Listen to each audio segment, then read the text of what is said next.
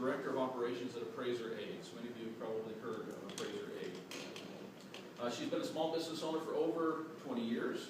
During those years, she's mastered the ability to balance a thriving business and fulfilling personal life, which is quite an achievement in and of itself. She's passionate about sharing the techniques she's developed with others who want to step out from behind the desk and back into the sunlight. How would that feel? She's lived in 10 states. She has been a licensed car salesperson, excuse me, be politically correct, a newspaper reporter, a real estate agent, don't hold that against her, a home inspector, but she's worked in the real estate appraisal field since 2008. Please give a warm hand to Wendy Meeks. Good morning, and yes, it is cold here. Definitely cold here compared to where I'm from, but it's nice, a nice break. They had handouts printed, and I put them on the seats towards the front, so if you don't have a handout from me, you may want to come take one from one of these spots up towards the front.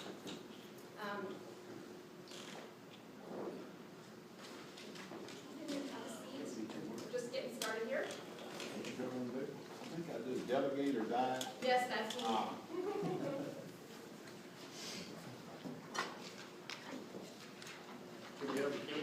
And the candy, yes. It's morning. It's 8 o'clock in the morning, so everybody needs a little chocolate and sugar to get things going in the morning. And they're from Hawaii. They have macadamia nuts in them. So I bring a little of the aloha with me. Well, like Justin said, I've done a lot of things in my life, and I've done a lot related to the real estate industry. And about 5 years ago, I started working with an appraiser and working in a very busy appraisal office. And I was doing a lot of form filling, a lot of data entry and all of that, and I realized this really is a lot of work and it's not any fun at all. There's got to be a better way to do it. So I'm just going to share some things with you that I've learned and that what we've discovered over the last several years, that there's a way to get unstuck. Okay, so why is this not working? It's stuck. It's stuck. It's stuck! What is going on? Oh, that's what's going on.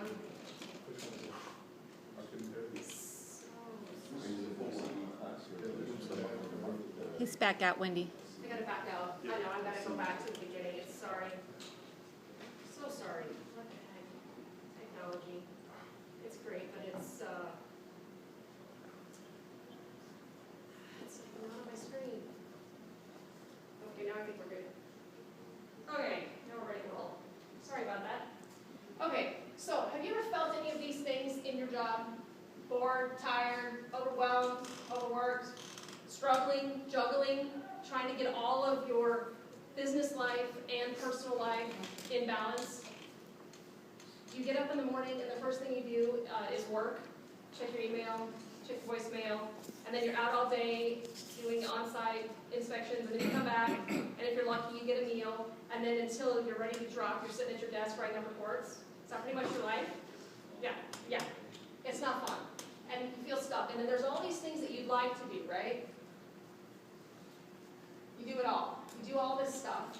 And then there's a lot of things that are not on this list that you'd probably like to do, like hobbies you'd like to pursue, or spend time with your family, with your kids, your parents, all these things that we'd rather spend our time doing, but instead we're doing all this stuff. We're answering the phone, scheduling appointments, do a whole lot of things other than appraise, right? In your life, in your work life, what percentage would you say is spent actually doing appraisal work, and what percentage is spent doing clerical tasks, office tasks, things that maybe someone else could do that doesn't have your training and expertise? It's a pretty high percentage of things that you could probably delegate off. Well, you might prefer some of these things: relaxation, family, freedom. The only way to do that is really to delegate. But first, you should look at things you can eliminate. There's probably some things you're doing that you don't have to do anymore. Sometimes we do things just because we've always done them that way.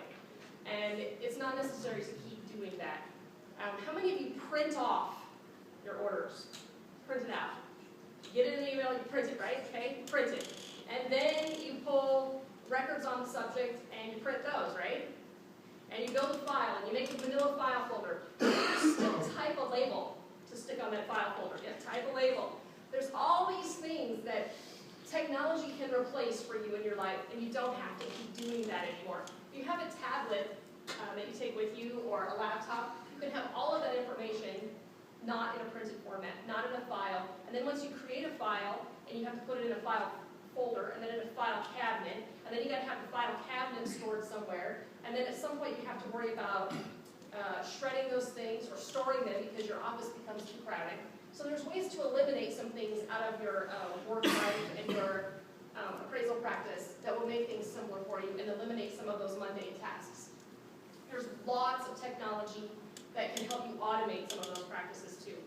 And there's automated things you can do to just sort of simplify and make your life easier. But that's not the focus of what we're talking about today. Somebody else is talking about that. I'm talking about delegating. If you do everything yourself, well, you know it's done to your standard. And I think most people who get into a business like appraising are an independent nature. How many of you are independent that don't work for someone else, that you own your own office? Okay, so most of us. When you got into doing this, is it because you didn't want a boss? You wanted to be the master of your own destiny? You wanted to decide when you get into office in the morning? If you want to take a day off, you can take a day off. Your kids have a soccer game, you can go to the soccer game.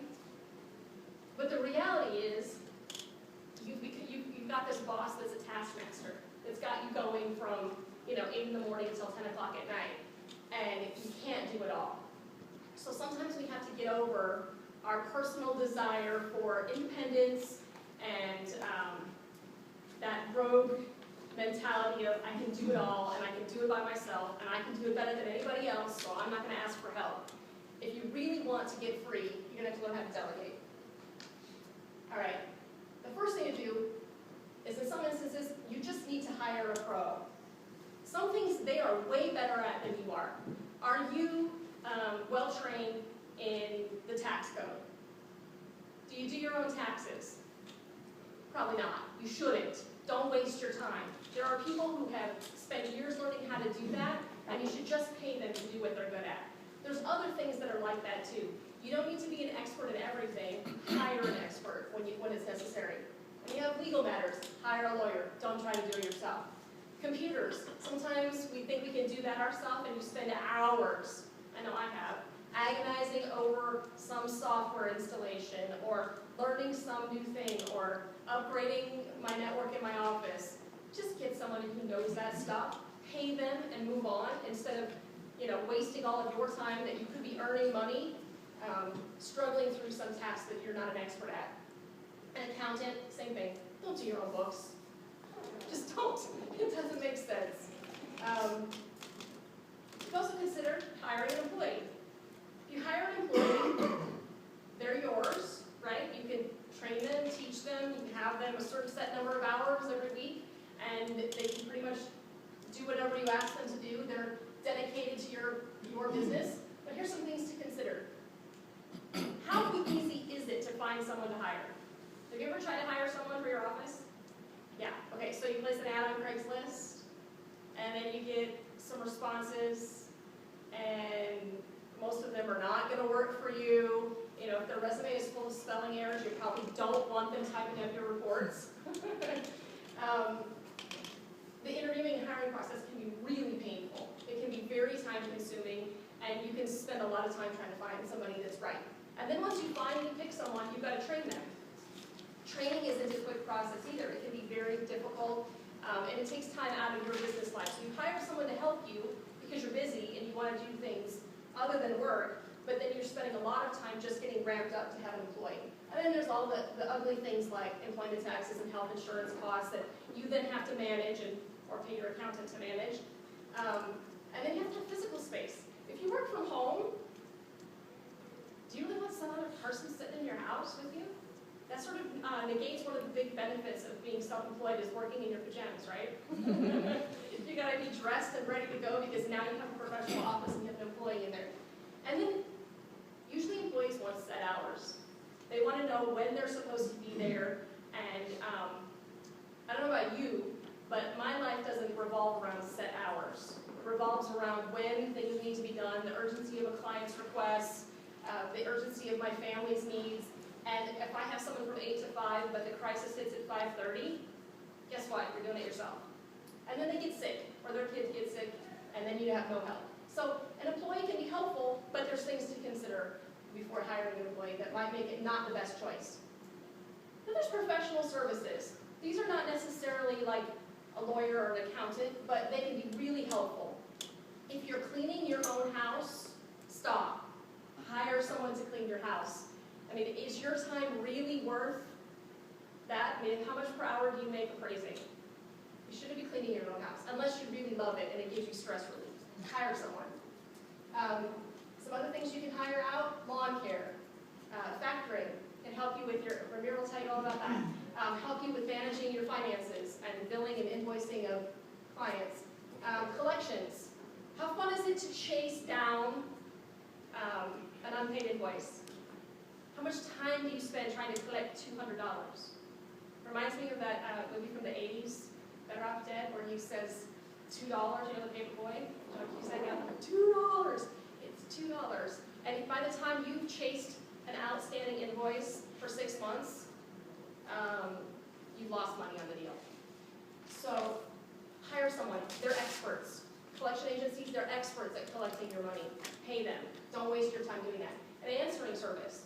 An answering service can be a very inexpensive way to free you from that phone and get someone else to make your scheduling your appointments for you. There's some services out there that will do that based on volume. So you don't have to have something dedicated. You're thinking, no, I don't get 40 phone calls a day, I can't really hire a service.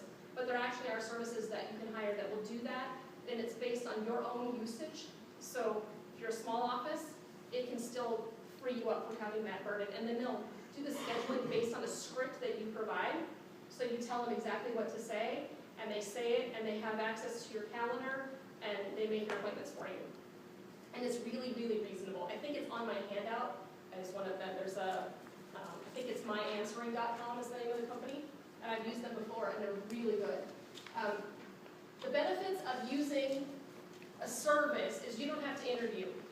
These companies specialize in what they do, and so once you feel comfortable with what they offer, they take care of managing and hiring all of the employees, so you don't have to worry about that. You've got team coverage.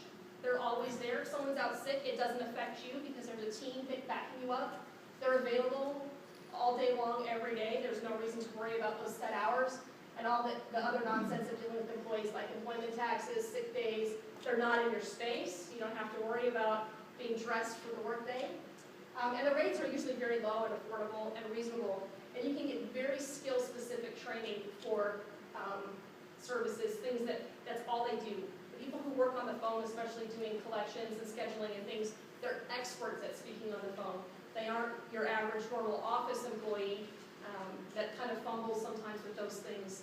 They're very specific and they're good at what they do. And then the last one on that list here is data entry, and that's what my company does. We are Appraiser Aid, and we fill out your reports for you. You send over all of your data that you've collected, you do all the research, you do all the brain work, you send us your MLS sheets, your county records, your field notes, and we fill out the reports. We do that while you sleep, so it's overnight. It's $14.99 a report, it's cheap, and I'm your customer service person. So you're talking to me if you have problems, and I do all the training and managing of the team. So you've got someone who knows the industry, that's your liaison that does the interaction with the team that does it. Now here's the big question, right? This is the big elephant in the room people usually have. What about use path? Can I do this? I have to do it all myself or it's not legal, it's not allowed. That's not true.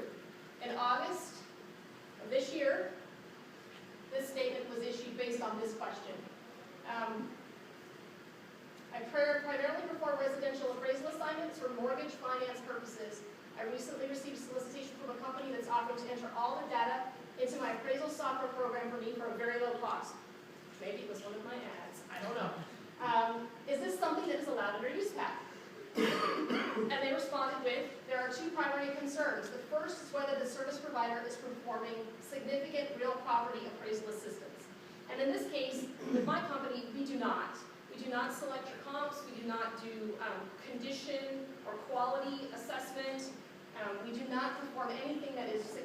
real property appraisal assistance.